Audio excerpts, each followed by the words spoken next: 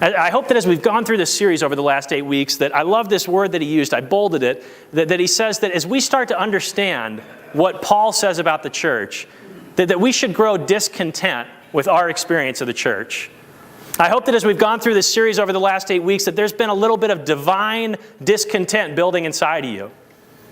I hope that as we've looked at all these things that the church is called to be, that there's been a part of you, and I've been challenging us in this way each week, that there's been a part of you that's been saying, we're not there.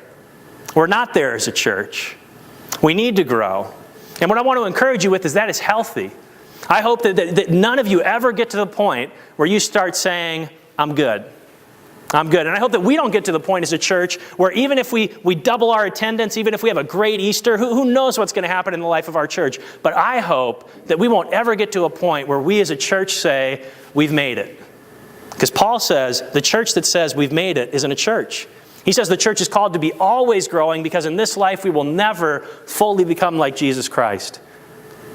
And as soon as we start to allow ourselves to become content with the way things are, as soon as we start to settle for just sticking to the program instead of innovating, right? That's easy to do, isn't it? It's easy to come to church and just run the program each week, to know we sing 3 songs before the offering, 3 songs after the offering. Pastor comes up, preaches 30 to 40 minutes, benediction, and we're out of here.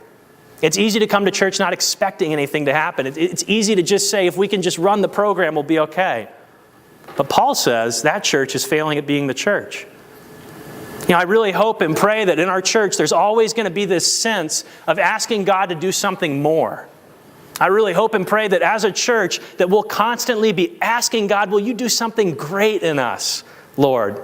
Will you use us as a church? Will you use us to reach this community? I hope that as a church, that because we're called to be always growing in Jesus Christ, that we'll commit to be willing to, out of a sense of divine discontent, do the things that other churches aren't doing to reach the people that other churches aren't reaching. That we'll have this strong desire to always be doing more as a church. I'll close with a quick quote from Rick Warren. I love how he puts it. Pastor out in California. He puts it like this in his book, The Purpose-Driven Church.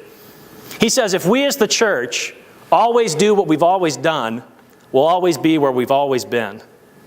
I don't think you can say it any better than that. I'll read it one more time. He says, if we as the church always do what we've always done, we'll always be where we've always been. If we start to feel like we've arrived as a church, if we start to feel like we've made it as a church, if we start to feel like we can just check the boxes and say we've arrived, nothing's going to change.